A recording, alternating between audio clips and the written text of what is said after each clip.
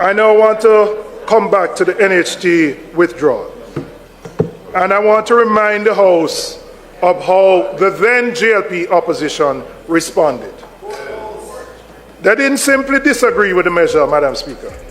They campaigned against it loudly and relentlessly, framing it as an attack on the working class, framing it as an assault on the poor, framing it as a betrayal of the Jamaican people. The person who was the most vocal was the Prime Minister himself. Right? So I want to ask the Prime Minister one question. When the PMP had to do it between 2013 and 2016, were we not also directing those funds to national priorities? Were we not also using that money to meet the primary surplus that kept Jamaica out of default? Were we not using it to restore the confidence of the very international partners whose support the government relies on today? What exactly was different? What principle was being violated? You have found your voice. You have found your voice now. I'm glad you found your voice now. I'm glad you found your voice now. Because I don't know which Andrew Holness are talking to, whether it's the one now or the one in 2015.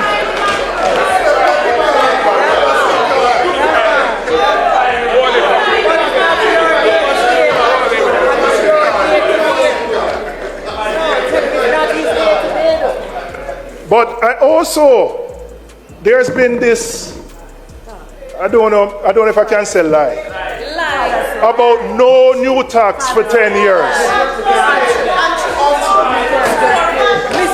We've been hearing this misrepresentation that there's been no new tax for 10 years. But then I looked on the minister's chart. So what is in 2016? What is in 2017? That's a school bus, a new school bus. So Damien, when you go back to Ty Dixon, I want you to ask your constituent, what can go so?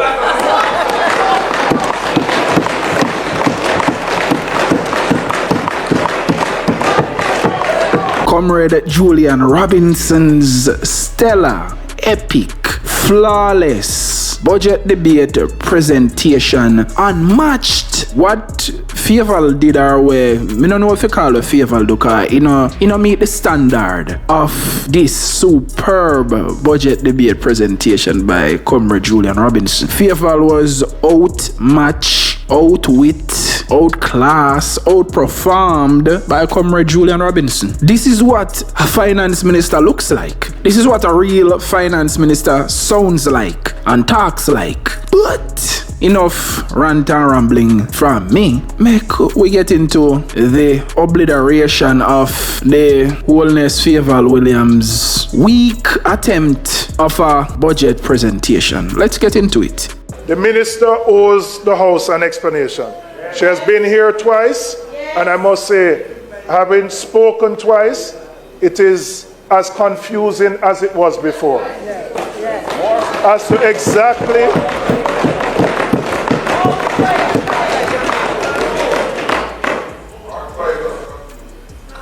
so I expect the minister, when she comes in her closing, to give a clear and complete explanation of how the measure will actually work and how it will be implemented. Madam Speaker, I want to talk about the NHT and specifically about the 11.4 billion extraction from the NHT each year. The government has been extracting money from the NHT for over a decade. Yes, we acknowledge it was the PMP that introduced this measure in 2013. And I believe, absolutely, and I'm going to give you the context, because you spoke about the 20-year rows who you wanted to give a historic perspective in. But I notice whenever you talk about the economy, you don't want to talk about what happened between 2007 and 11. You conveniently leave that out.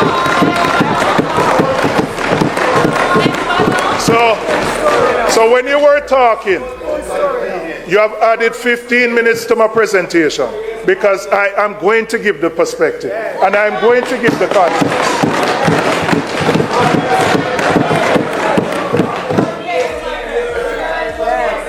When we came to office in 2012, we inherited an economy on the precipice of collapse.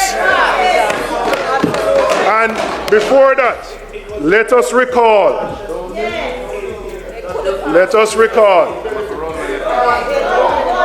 Yeah, man.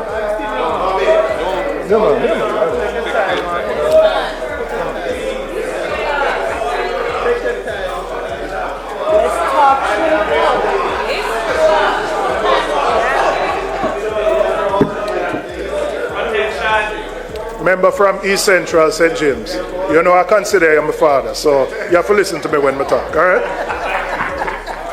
But before that, Madam Speaker, we need to recall that the economy experienced 14 consecutive quarters of negative growth between 2007 and 2010, only to achieve a mere 1.5% growth in 2011.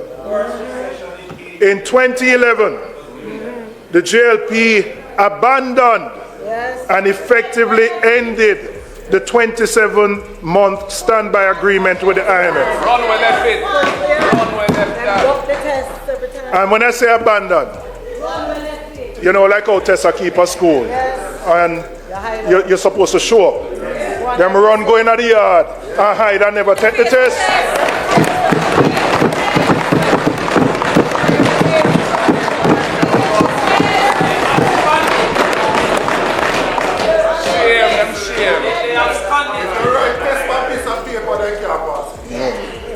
Because of how badly the JLP dealt with the IMF agreement, Jamaica was effectively shut out of the international capital markets. Our international financial partners had lost confidence in the country's financial management.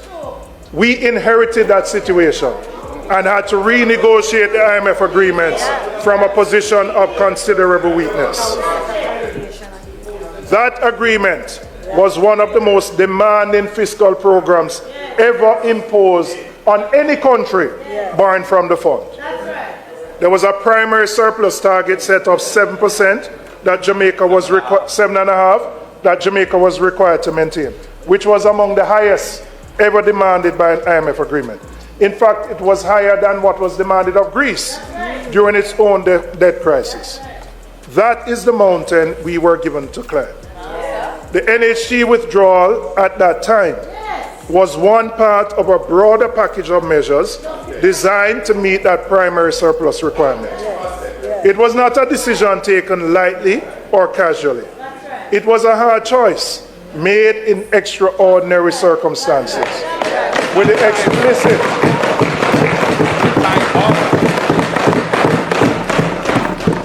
explicit understanding that it was temporary. No.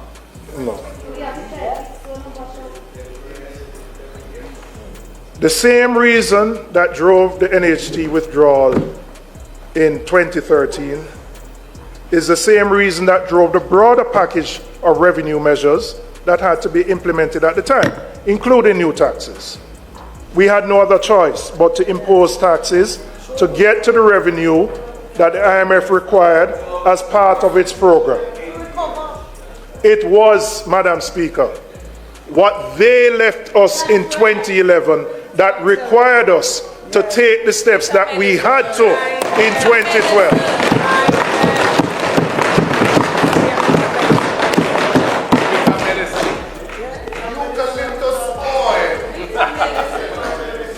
The hard choices, and I want to look at this chart, because the minister used it on Tuesday and said she wanted to explain to the 20-year rules, right? And so yes, it is your chart, and I want to use it to explain to the 20-year rules why those taxes had to be imposed from 2012 to 2015. But I also, there's been this, I don't know if I can say lie, about no new tax for 10 years. We've been hearing this misrepresentation that there's been no new tax for 10 years. But then I looked on the minister's chart. So what is in 2016? What is in 2017? That's a school bus, a new school bus. So Damien, when you go back to Ty Dixon, I want you to ask your constituent, what can go so?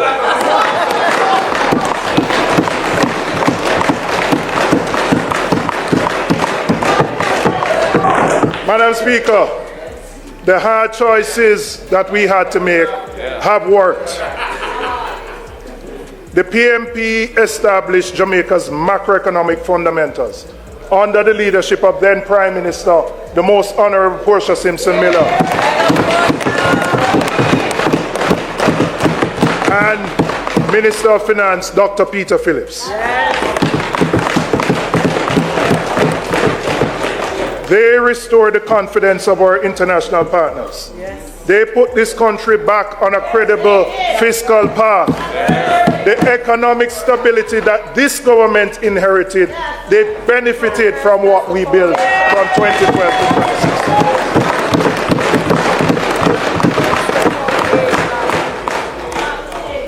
2016. No, Madam Speaker, if we're going to have a history lesson, we must just do it honestly.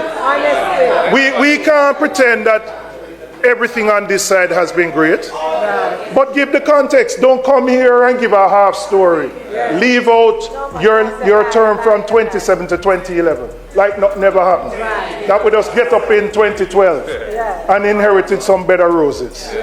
Give the proper context so that the same 20-year-olds we are talking to will know. Tell the people the truth.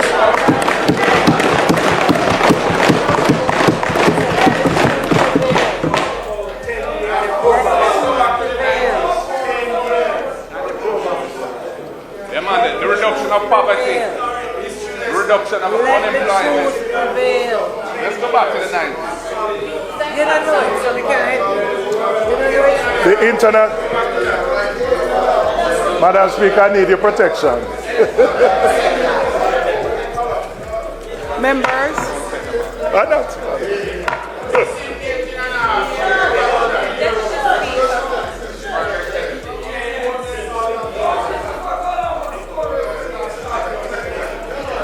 Madam Speaker.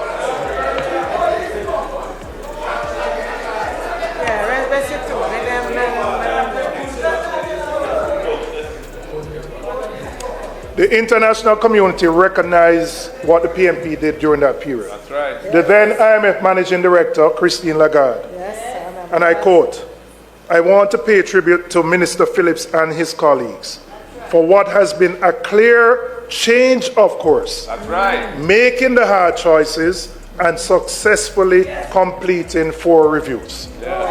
We never run from it. We never go in on the schoolyard and say we're not take the test. We knew it was difficult. We faced it. We knew it was painful, but we knew it was in the best interest of the country to do so.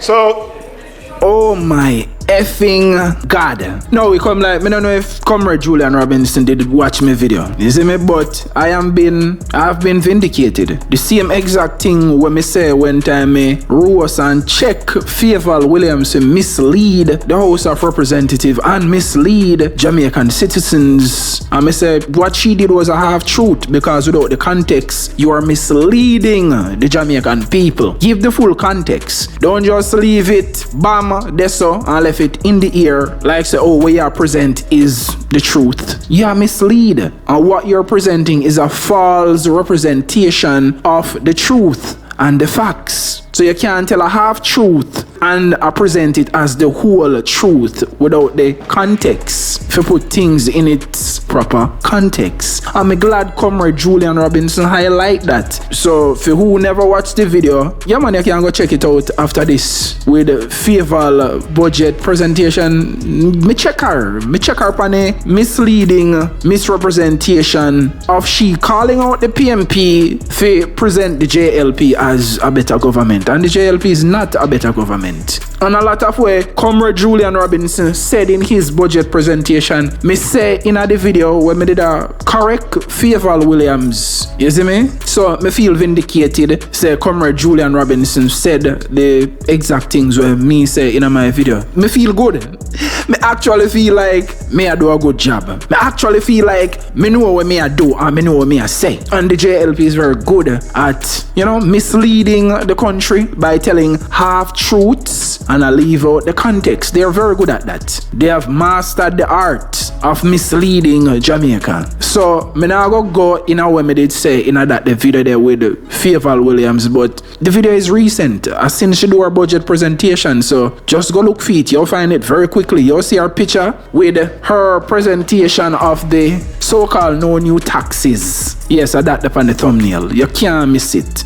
And she and that up on the thumbnail. The thumbnail text misled Jamaica. That it's saying. You can't miss it, man. I now want to come back to the NHT withdrawal.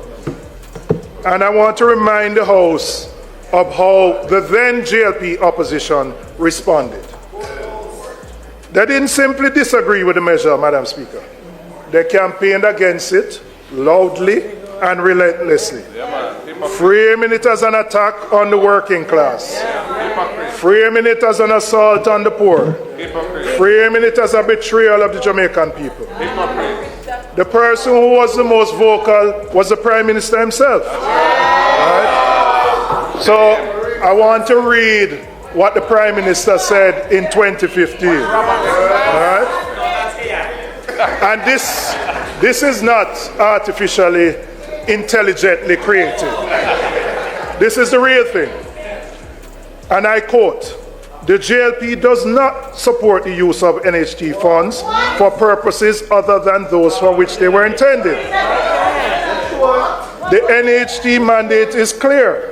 Contributors' money held in trust at NHT is to be used for the purposes of the promotion of housing and community development. The JLP has always stood in the vanguard where stewardship of NHT funds are concerned. We are the ones who have always defended NHT and protected the interests of contributors, not the least of which are those thousands of Jamaicans who have been making contributions to the NHT and are yet to access a benefit." Dayton, where can I find that person?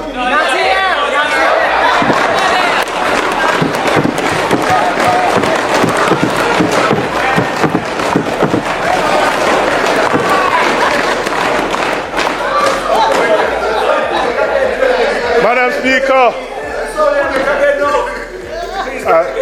I'm going to star you more because more. The matter was taken to court. Yeah, by an affiliate.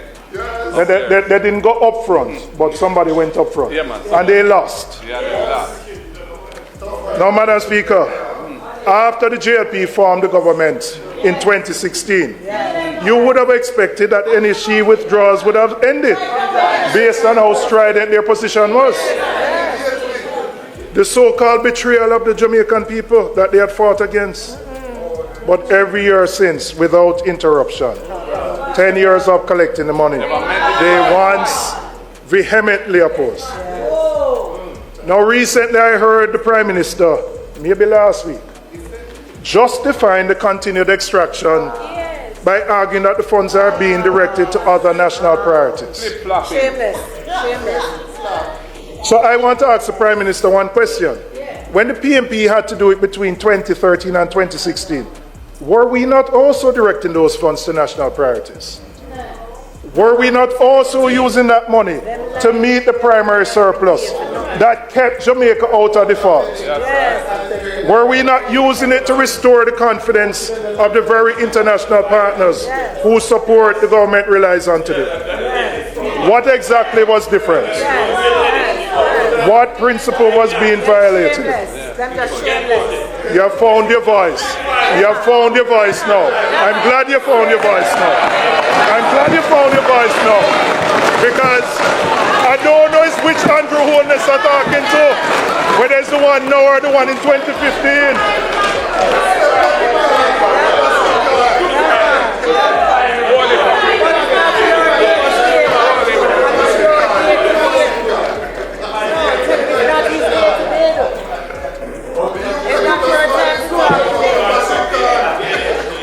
So what was different? What was different now than it was in 2013? The only thing that was different was you were on this side and we were on that side. Prime Minister Andrew Holness, opposition leader then, he fully knew and was aware of the situation of the PMP I got through. He knew. Him just that try to score cheap political points, trying to make a name for himself, opposing just for the sake of opposing. He never did that oppose for your cause. Because it was his failed government, because he was a part of that Bruce Golding Arlisha failed government from 2007 to 2011, that failed all IMF tests them, did not take Jamaica out of the recession, or I should say fail to take Jamaica out of the recession, abandon the IMF deal and cut off the IMF. So when we get the economy was in shambles. When we take over in like 2012 and win election, economy in a shambles. So after we do all of the dirty work, all of the heavy lifting, set Jamaica on a proper growth path, them want to take all of the credit now. I'm glad Comrade Julian Robinson highlights 2016 and 2017 consecutively JLP raised taxes. Within the 10 years where them a brag about no new taxes, misleading the country again. Apparently you can't call or say them a liar, you have to say misrepresentation. I don't know why if there's a rule against calling politicians liar when they tell lie. So I don't know if I want rule for ordinary civilians and a next rule for politicians. So them say misrepresentation of the truth. Comrade Julian Robinson, well done. Job well done. Stellar budget presentation. Me don't know what Fayval says she do like. Literally. Me don't know what she says she do. I hope she take notes. I hope she and the JLP take notes. Because everything where Comrade Robinson present is achievable. But patriotic comrades, me realize that the JLP Holness-led administration is a very lazy government. They don't want to do no work. Have be a shortcut. Them not willing to put in the work to grow the economy. They don't want to do no hard work. They just want to show up every day and one time then collect their salary. And when they come out of power, when they look 15 years, economy no move. After a Holness administration of 3 consecutive terms, for example and argument's sake, after 15 years, economy no grow if they come out of power. The economy got worse off than how they get it in a 2016. Let's just put it this way. The JLP is famous for wrecking the economy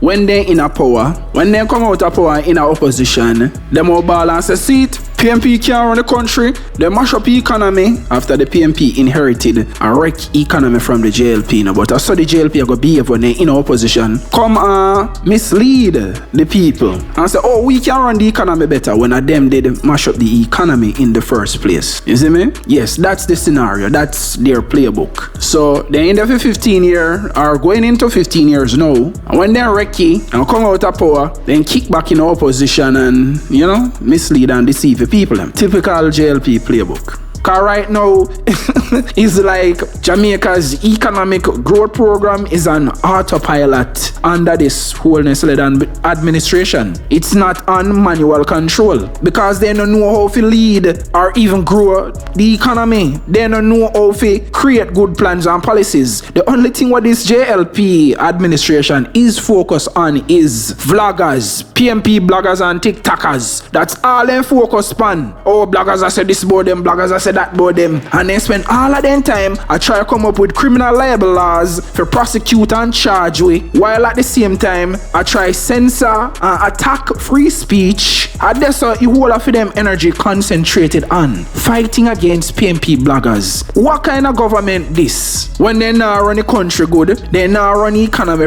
right. We already see that. We already know that as comrades. We see it. We are not idiots. We feel it. 10 years in the economy no grow and you are focused on what bloggers are say. You want silence bloggers and you not run the country good and you not grow the economy. Where the government you come from? What kind of people them here? Me never see Trump get up and focus on democratic bloggers where I say worse things about him and I have nothing good to say about Trump. I have never yet seen that man talk about where democratic bloggers are say. So what this man and FEMA administration administration get time of focus on what PNP bloggers are say. When you contrast and compare the two budget presentation, you realize Fayval budget presentation has not met or matched the standard of where Julian Robinson just come propose as countermeasures. And say, oh look, this is what you can do without raising the taxes on the already burdened poor people, worse people them way go through Melissa and still a suffer. You never have to raise the taxes, but they don't have no ideas, they don't have no vision, they're not innovative, they're not creative. Them only a focus on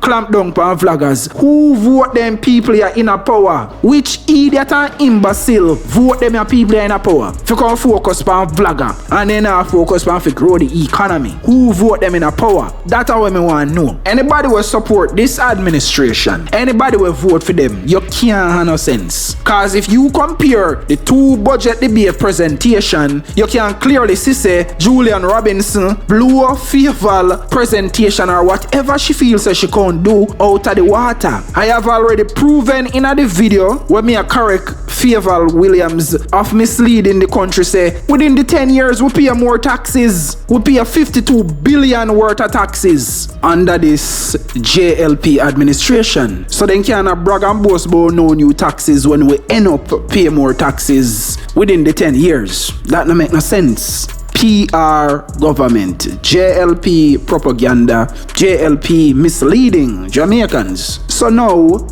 let's compare and contrast from JLP to PNP. Under the IMF measure, when PNP raised taxes from 2012 to 2015, we pay 41 billion in taxes, and that was because of strict IMF measures. All because the JLP mash up a deal with the IMF and the IMF come down hard for we and make it real difficult for we. But we pay 41 billion in taxes under the most honorable Portia Simpson Miller and the most honorable Comrade Dr. Peter Phillips. And 10 years we pay 52 billion under JLP, so them about no new taxes, and we pay more taxes within the 10 years. So me can't say more say if me so more say them want say we are come for him. So one blogger there, criminal libel laws, cause that's all they focus on. That's all they focus on. And they now run the country good. All they good for do PR government. Kill you with PR for now till the morning. Giving you the false illusion of progress. This is what this whole misled government is good at. PR. Oh, my cut ribbon here, my cut ribbon there. He's cutting ribbon here, there, and everywhere. False illusion of progress. Cause the economy not grow. You can't say economy a grow and it only grow by 1% in a 10 years. You're not working, you're not doing nothing. Stop focus on PNP bloggers and TikTokers. Where you come from? What kind of idiot government this is? Wanna find time to focus on bloggers and TikTokers? Me keep on ask myself that question there now. Wanna get the time and the energy? I wanna not grow economy. I wanna not focus on to make our life better. Instead of no one come persecute we because no one we talk. What Melissa did was expose the flaws of this incompetent government. Fully expose their flaws and all of their errors. Say, oh look, they never did run the country good for a morning. It was just all PR.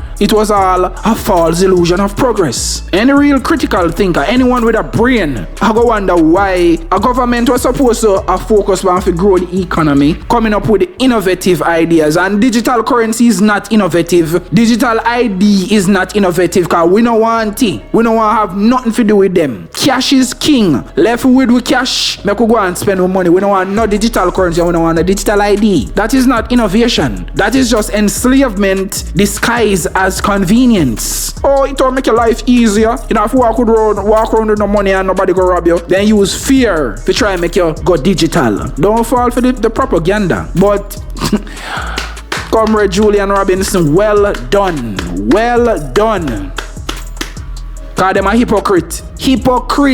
Cause we see how Andrew Holness going at 2013 take we to court and lose over the NHT 11.4 billion. Man can't go court and make much over nothing when he understood exactly what was going on. He knew exactly what was going on. And he misled the country and his JLP supporters to believe that, oh, taking out NHT 11.4 billion was wrong. And him end up doing it for 10 straight consecutive years. What can go so? Hypocrite. a bunch of hypocrites. And they have the audacity and the unmitigated gall to have the most to say in a parliament. Misleading the Jamaican people to make them feel like, oh, they're the better government and they're the better choice and they're the better alternative. Clearly not. Another false illusion. But because them are killer with PR, you would actually believe them and feel like they might be better government. And because them only tell half truths when they present their information against the PMP, to weaponize it, to trick the youngsters who have come up, because Fayval reference in her budget presentation, this is for the 20-year-olds. This is what the PMP did between 2012 and 2015. Kill Jamaicans with taxes. Misrepresentation. Misleading information. Misleading the people of Jamaica. That's what they're good at. So if the PMP now come in a power and save the day, the JLP now have nothing to live off of. They don't have a legacy to live off of. Because we always have to come in and do the heavy work and save the country. Comrade Julian Robinson, well done. Well, I am impressed. I'm impressed. Well done. Me never expect nothing less from you. Comrade Julian Robinson, hats off to you, sir. Impressive budget debate presentation.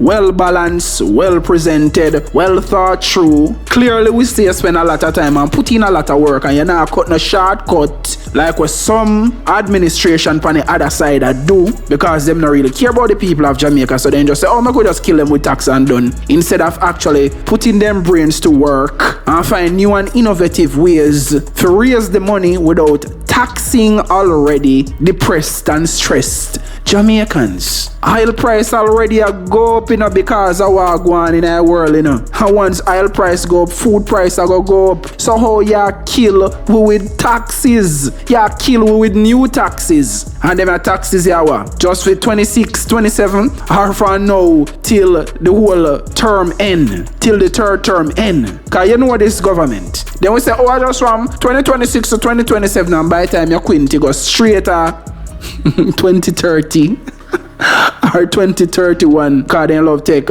temporary measures and turn them permanent, because they don't know how to grow and build an economy. Comrade Julian Robinson, you not only set the bar, you are the bar. You are the standard of what a real finance minister is supposed to be. This man actually, he not only raised the bar, he went above and beyond. He exceeded expectations. Me still don't know what Fayval says she do, but this is what a competent finance minister looks like, walks like, talks like, sounds like. Competent with financial competency, have good, excellent financial literacy. One team PMP, one Marky G, one comrade leader.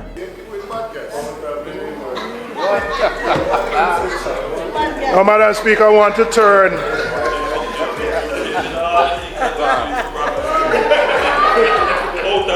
No, listen, allow him to talk. Allow him to talk. Nobody interrupt you. All of them come here, you will listen. All of them come here, you will listen. Alright, don't interrupt him. I never expected you to get so agitated. You're going to speak next week Thursday, and we will listen to you next week Thursday. And I don't intend to enumerate all the things over the last 10 years. You want me to? Okay, all right. Madam Speaker, I want to address something about the framing of this budget and how the revenue measures have been presented to the public. Yes, the country has suffered a major catastrophe through Hurricane Melissa, which has damaged the country and impacted the government revenues. But we need to look beyond that and go back to the last 2 years to see how the government has been balancing the budget.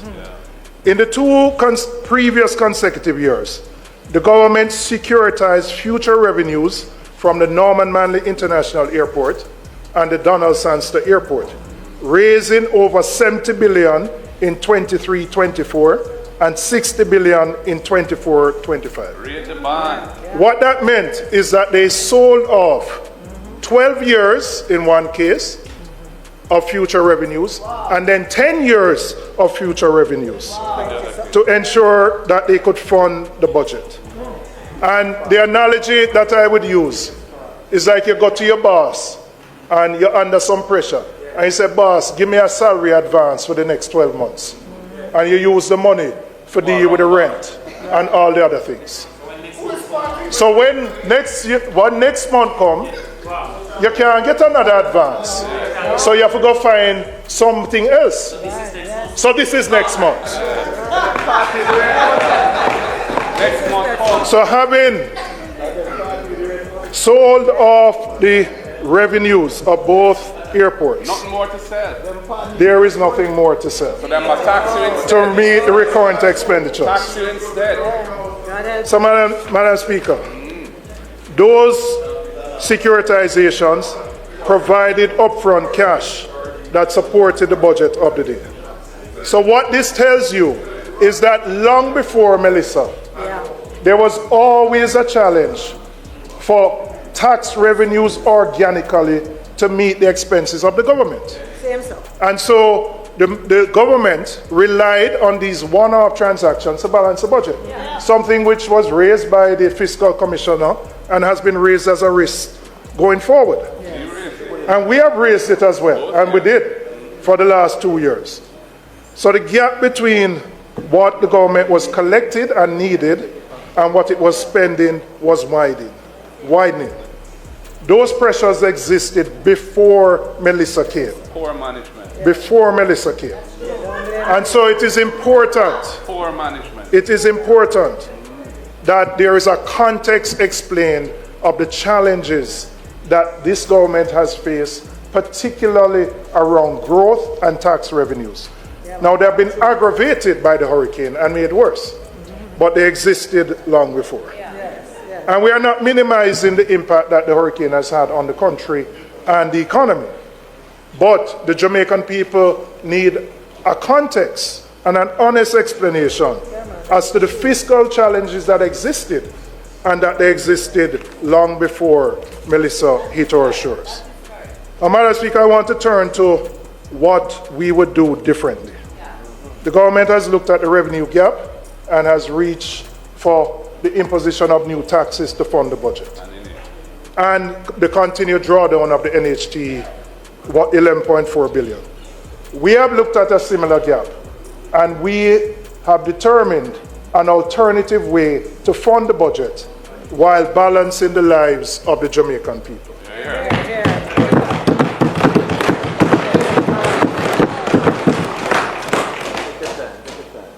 Madam Speaker, we have always said that compliance can bring in more revenues than simply raising new taxes. And I am recommending the implementation of an electronic invoicing system for the tax administration of Jamaica. Needed long time. The first source of this revenue would be this electronic invoicing system, which we estimate would generate an additional 8.6 billion in tax revenues. And I will explain how I came to that figure. Currently, and what this electronic invoicing does. So currently, when businesses make sales, they are required to upload their transaction records for verification by TAJ. The problem with the model is that the obligation to upload sits with the business, and there can be slippage. Not necessarily because businesses are deliberately evading the obligations, although that happens, but because it is a system where the seller is responsible for submitting the records. Transactions can go unrecorded, uploads can be incomplete, and there can be a gap between what was earned and what was reported. The electronic invoicing system changes that dynamic fundamentally. Rather than waiting for businesses to upload their records after the fact, the transaction data is captured and transmitted immediately to TAJ automatically at the point of sale. The government is no longer relying on voluntary compliance. The information flows directly and is matched automatically against what has been declared and remitted.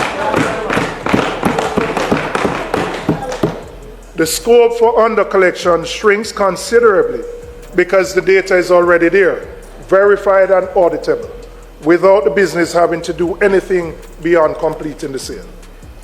We have looked at case studies in other parts of the world. In particular, the impact that electronic invoicing has had in Central and Latin America. In Mexico, where this has been implemented, declared revenues increased by 14% in the 3 years after the electronic invoicing system became mandatory.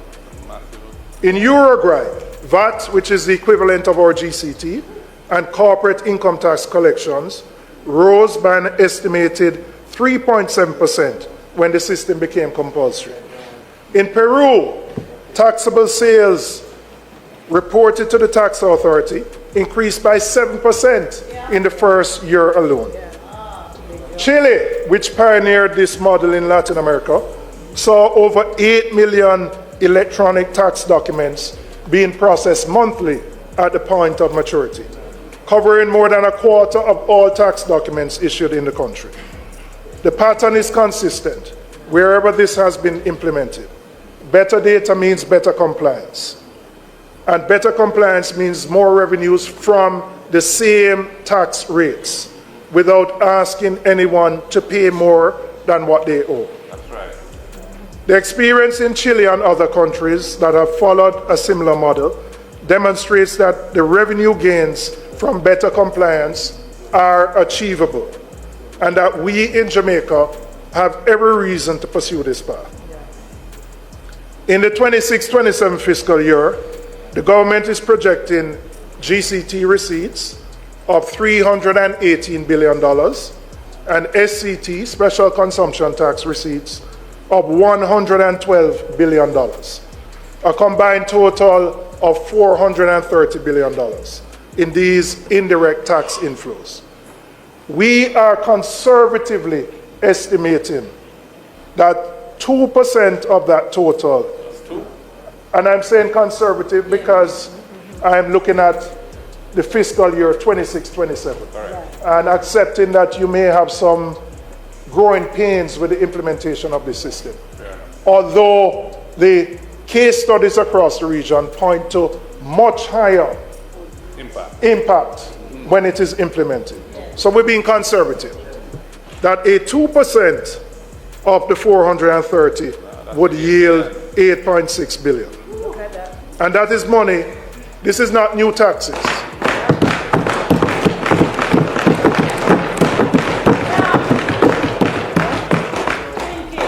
This is money that the government is entitled to collect.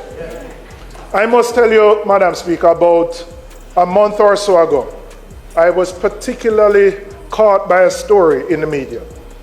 The TAJ indicated that 11 used car dealers were brought to court and were found to have liabilities of $4 billion. 11 billion, not million. 11 used car dealers were brought to court and found to have liabilities of $4 billion. It indicates, Madam Speaker, that compliance with great enforcement can fill the gap that we are looking to do so with new taxes. And we need to provide the tools and the technology to TAJ to give them the authority. And this only works when it is mandatory. So there may be legislative changes that are needed to ensure that we can collect the full gamut of taxes that are out there. Madam Speaker, the second revenue initiative we are proposing is the establishment of a digital nomad program. And I'll explain what that is. That is a special legal permit allowing remote workers, freelancers, and entrepreneurs to live and work in Jamaica while employed by a company or clients anywhere in the world. Every year, 4 million tourists visit Jamaica. We have the brand, we have the climate, we have the culture. And we also have the connectivity infrastructure that those remote workers are looking for. What we do not have as yet is a structured program that allows them to stay longer, to work from here and spend their money right here in Jamaica. So we have looked at the case studies across the region. Barbados started it. There are about 6 Caribbean countries that have implemented it. And we are proposing a fee of $2,000 US for a 12-month period. And we have estimated of the 4 million tourists that we would be able to get 5,000 of these digital nomads coming to stay in Jamaica in the first year. That would generate in the fees alone approximately $1.5 billion. But the fees only tell part of the story. The real story is when they come here, when they stay here, the restaurants, the Airbnbs, the hotels, the villas, the concerts, the food that they spend. That is the impact. Barbados estimates that each digital nomad spends on average $55,000 US when they're there in Barbados. Per year. Yes, 55,000 US, right? I wouldn't be as optimistic as that. But if I estimate that in Jamaica, an average 6-month stay could yield a spend of 25,000 US, which is about $4,000 a month. Jamaica could realize the economic benefit of $125 million US or 19.5 billion Jamaican dollars. Wow.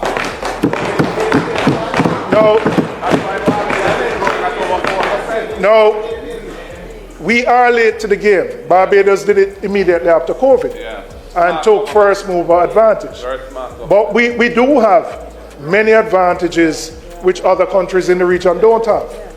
And a structured program can yield significant benefits to the people of Jamaica.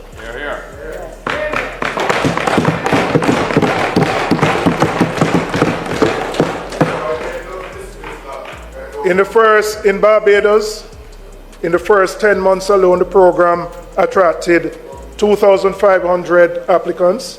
It contributed over $100 million US in broader economic activity in that country. We have a lot more that we can offer. We just need to put in place the framework and promote Jamaica as a location for digital nomads.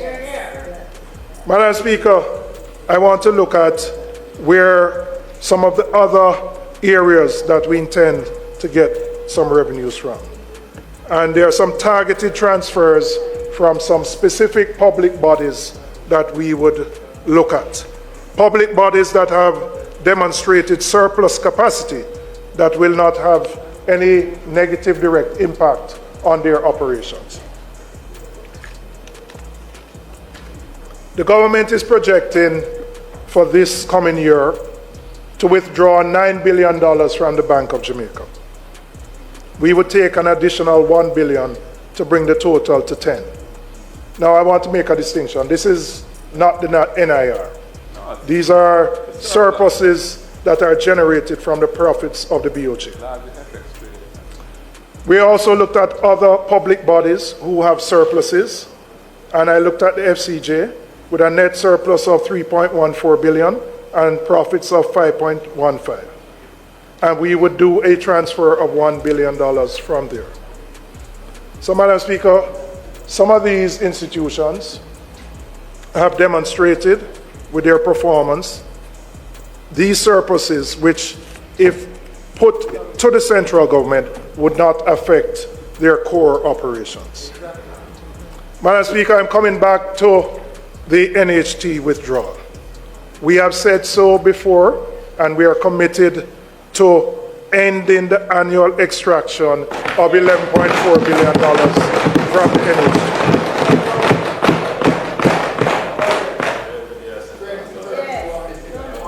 The NHT was established for one purpose: to provide affordable and sturdy housing solutions for Jamaicans, particularly for those at the lower and middle ends of the income scale.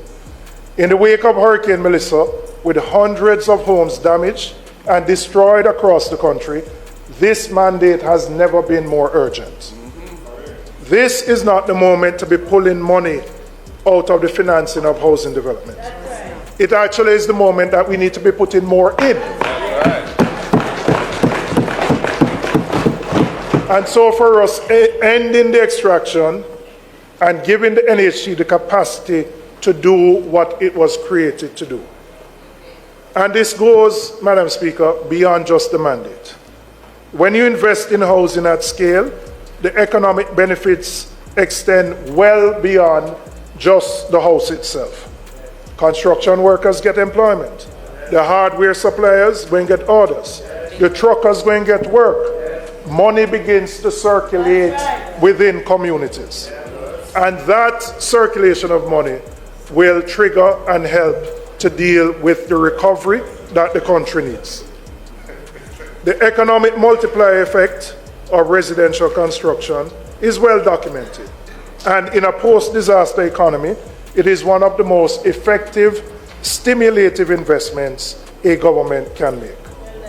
So that 11.4 billion deployed through the NHT into housing construction does far more for this economy than when it is diverted into the general consolidated fund.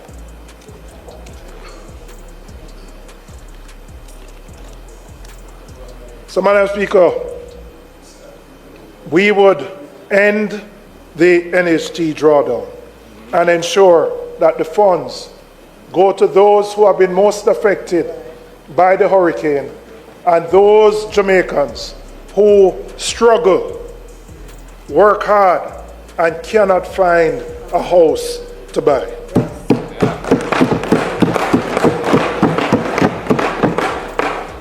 We have also looked at the expenditure side of the budget, and we have identified one specific deferral that would save $2 billion. The Airports Authority is projected, and this is interesting to note, the Airports Authority is projected to receive a transfer of 13 billion from central government. After them strip out the revenue like this year.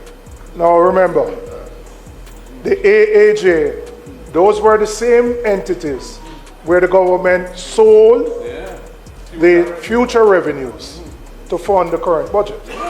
And now, those same entities are receiving significantly higher support from central government.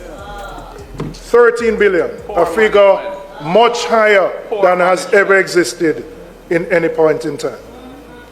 And because the revenues have been taken from the AAJ is now dependent on central government. The AAJ had earmarked $2 billion for the construction of a new corporate head office. We are proposing a deferral of that expenditure to the next fiscal year.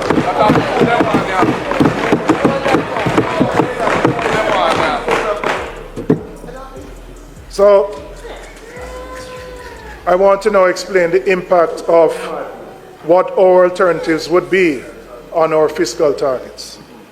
So when you add it up, Madam Speaker, our alternatives create a revenue gap of approximately 17, and I'll go through this chart with you.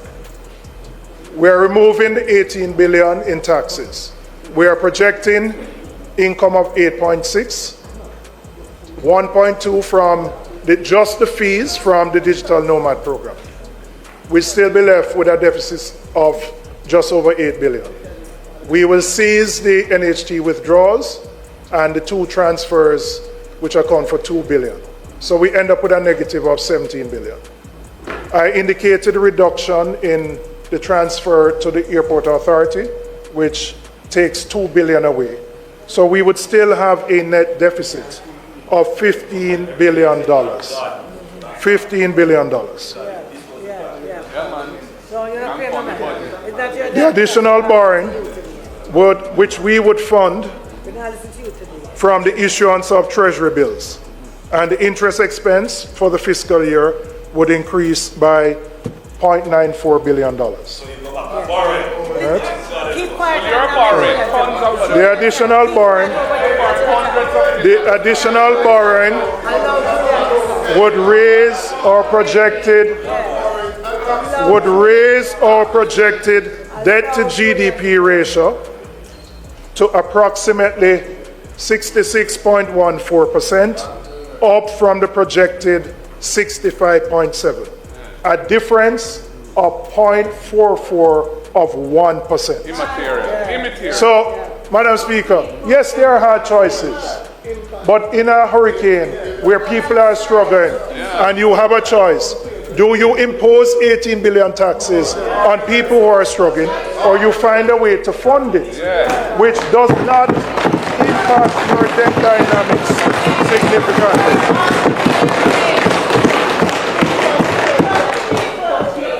And we do so in a responsible way. It's important to note the government is already borrowing $247 billion.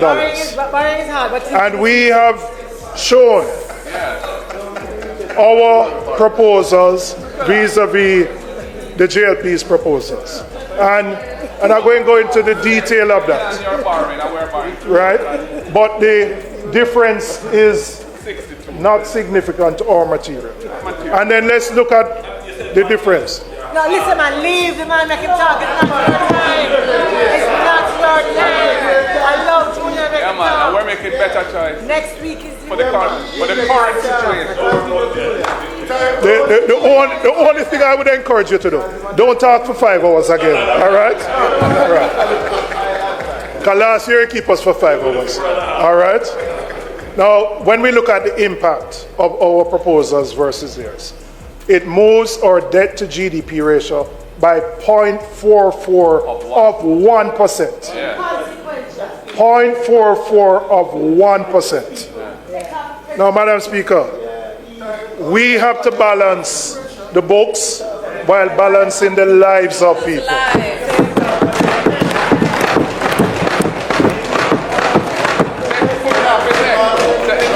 For the people in Darliston and Betheltown, they need a break and White House.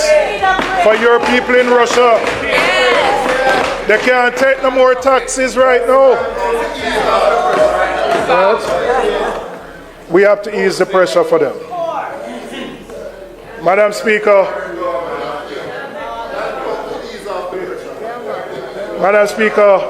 I now want to turn my attention to how the path ahead. Because the reality, we have had low growth for the last 10 years, notwithstanding the external shocks. And even when you recover from the current Hurricane Melissa, the government's own projections are for 1% growth after 2029. You know 1% growth cannot generate the tax revenues that we need to provide the services that the country needs.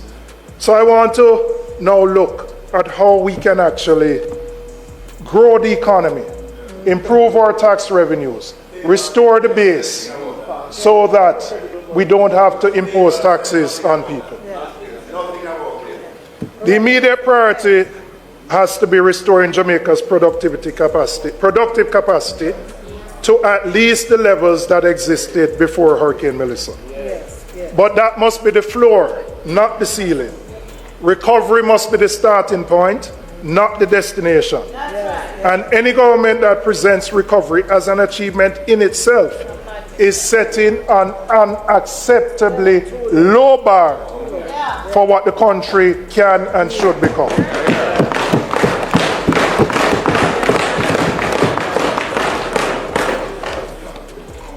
Madam Speaker, I want to address what the Minister said about the MSMEs on Tuesday.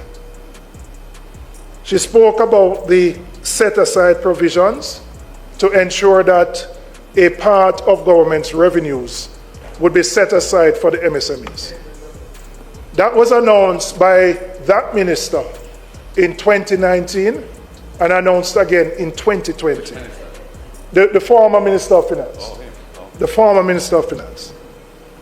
Madam Speaker, it has taken 7 years. Another announcement by the minister on the same thing. I don't know what has happened in the 7 years.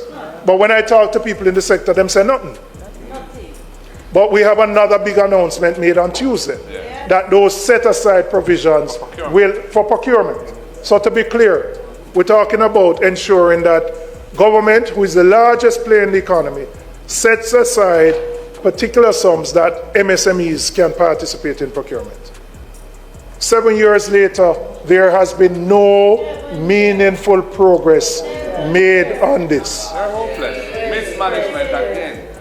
Now, when we talk about growth and the need to grow the economy, this is a low-hanging fruit that we can implement. If our MSMEs can participate more in government procurement, their businesses will grow. They will employ more people. They'll pay more GCT, more income tax. That's how you grow the economy. So there are things that are within the control of the government that the government can do to ensure that we facilitate growth. And I would say to you, Minister, the sector is looking for action here. No more talk, not a bag of mouth. Action here.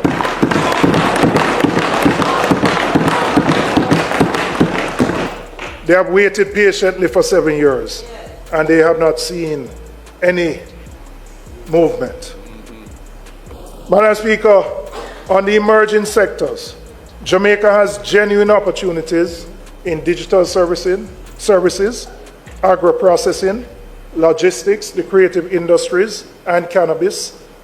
And these are not abstract possibilities, these are real. The foundations already exist. What is missing is the deliberate policy support, access to capital, and the regulatory frameworks that will allow these sectors to move beyond potential to actual contribution.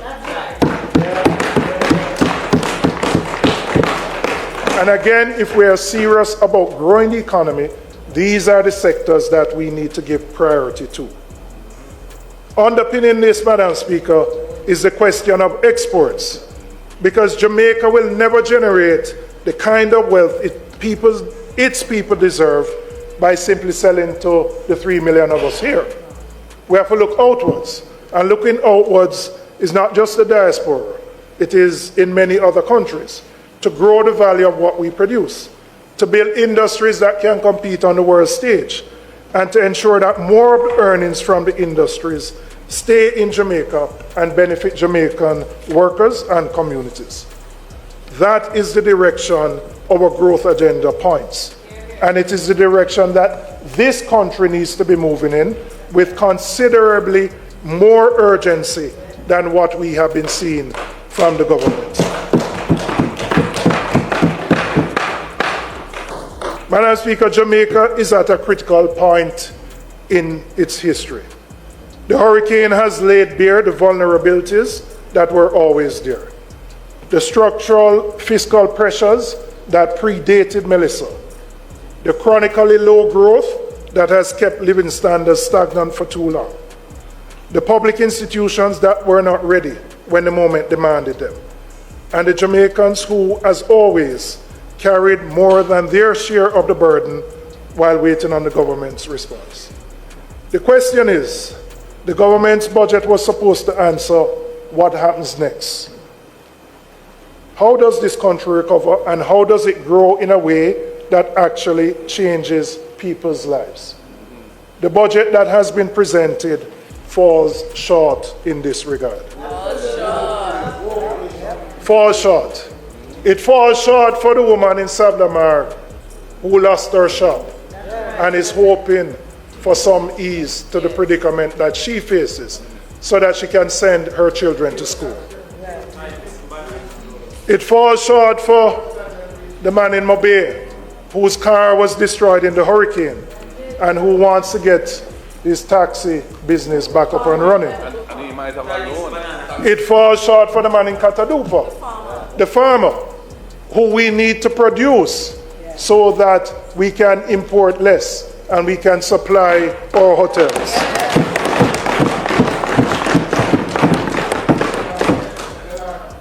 And it falls short for the NHT contributors, whose monies continue to be diverted away from the institution it was meant to serve, by a government that once opposed that very practice. Madam Speaker, I want to be clear about what this side of the House represents in this moment. We're not here simply to oppose. We are here because accountability is what democracy requires.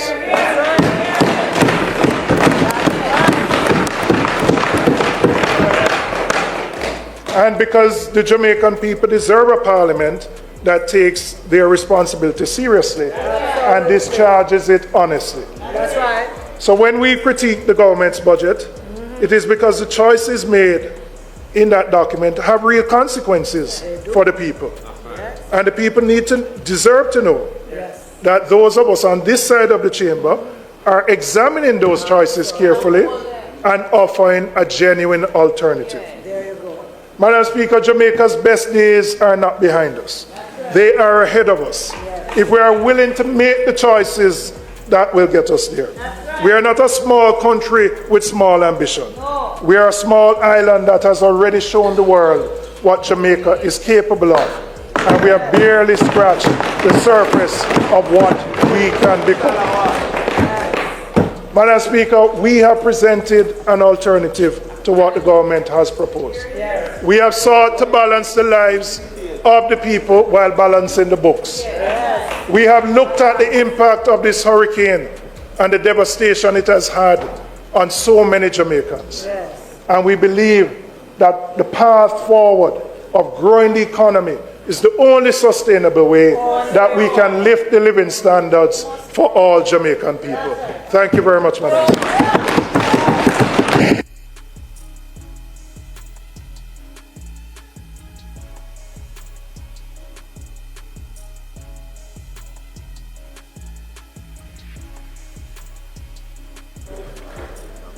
House Leader.